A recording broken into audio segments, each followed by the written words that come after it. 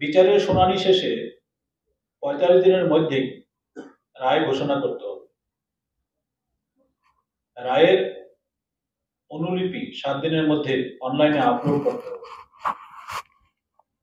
এছাড়া বিএনএসএস এর ধারা রয়েছে ৬৫ ধারা, উপধারা ২, তাতে রয়েছে ১২ বছরের কম বয়সী মেয়েদের যদি ধর্ষণ করা হয় সেই অপরাধের দোষীদের মৃত্যুদণ্ডের বিধান এই আইন অনুযায়ী চালু হয়েছে। নতুন আইনে যেসব অপরাধের কারণে ৩ বছরের কম জেল হয় বা পানিশমেন্ট হয়, সেই সব অপরাধের দোষীদের গ্রেপ্তারের ক্ষেত্রে ন্যূনতম ডেপুটি সুপারিনটেন্ডেন্ট অফ পুলিশ মর্যাদা সম্পন্ন অফিসারের অনুমতি দরকার হবে।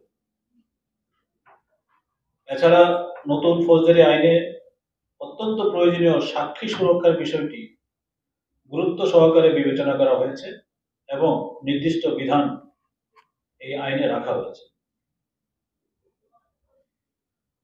৩টি আইন কার্যকর করার জন্য প্রশাসনিকভাবে স্বরাষ্ট্র দপ্তর, পুলিশ সহ ল সেক্রেটারি বা আইনের যিনি সেক্রেটারি আছেন, আমরা সার্বিকভাবে বিভিন্ন পদক্ষেপ গ্রহণ করেছি। পুলিশ, কারা, আইন, স্বাস্থ্য ও জনকল্যাণ দপ্তর, প্রসিকিউশন দপ্তর, স্টেট ফরেন্সিক সায়েন্স ল্যাবরেটরি সহ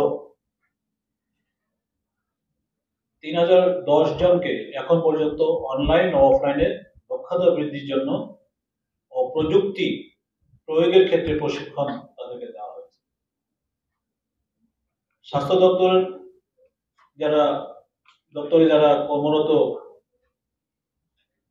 হেলথ অফিসাররা রয়েছেন তাদেরও প্রশিক্ষণের ব্যবস্থা করা হয়েছে এবং ৫০০ শতাধিক স্বাস্থ্য দপ্তরে যারা হেলথ অফিসার আছেন তাদেরকেও প্রশিক্ষণ দেওয়া হয়েছে। এছাড়া শিপারের মাধ্যমে বিভিন্ন দপ্তরে সিনিয়র অফিসারদেরকে মাস্টার ট্রেনার হিসেবে প্রশিক্ষণ দেওয়া হয়েছে।